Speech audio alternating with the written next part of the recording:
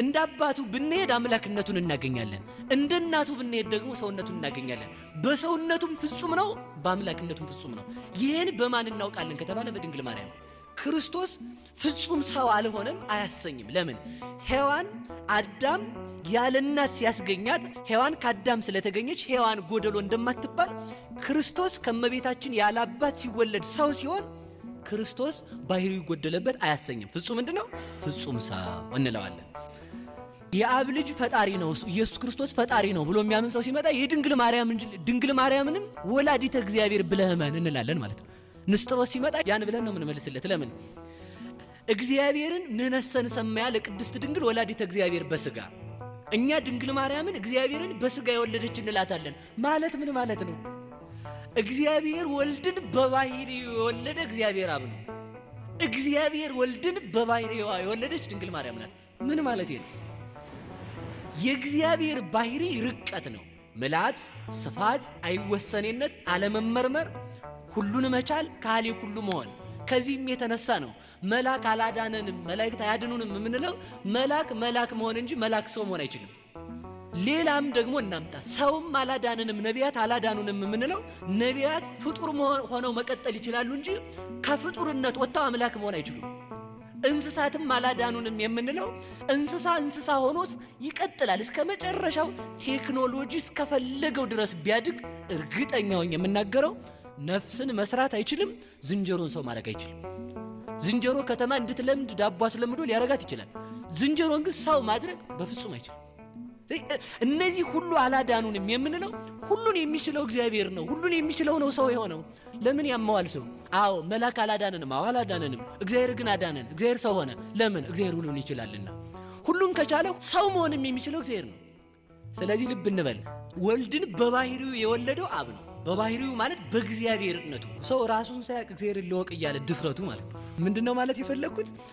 በዘመን የመጣ ሰው ዘመን የሌለውን እግዚአብሔርን ልመርምር ሲል ችግር እኮ ነው። አሁን ውጭ ላይ ምንድነው እየተሰራ ቢባል ወይ መረጃ ካላከለ ሰው ማወቅ አይችልም።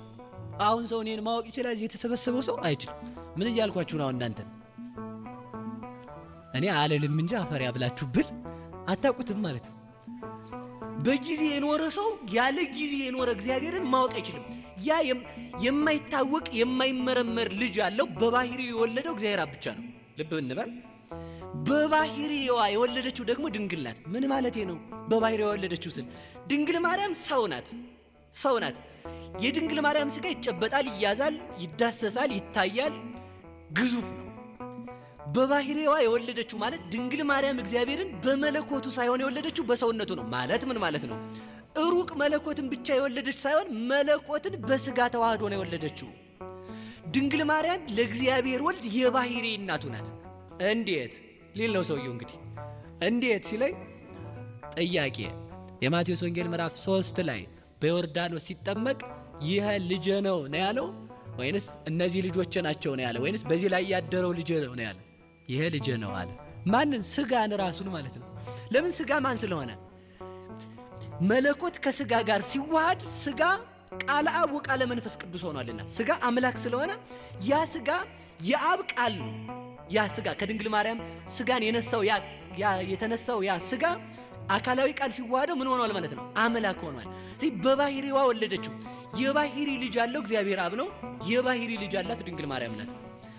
ዘመን የማይወስነው ልጅ ያለው እግዚአብሔር አብ ነው።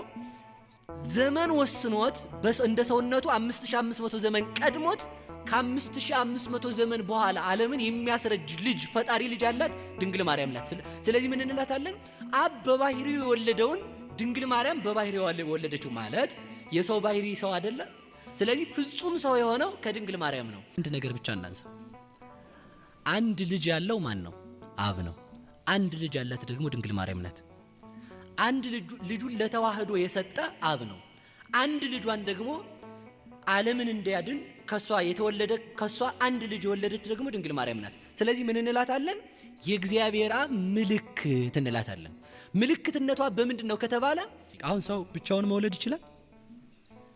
ብቻውን መውለድ አይችልም። ብቻውን የወለደ ማን ነው?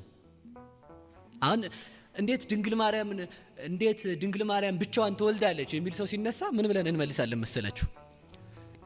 እንግዳውስ እግዚአብሔር ለምን ብቻውን ወለደው ብለን እንመልሳለን።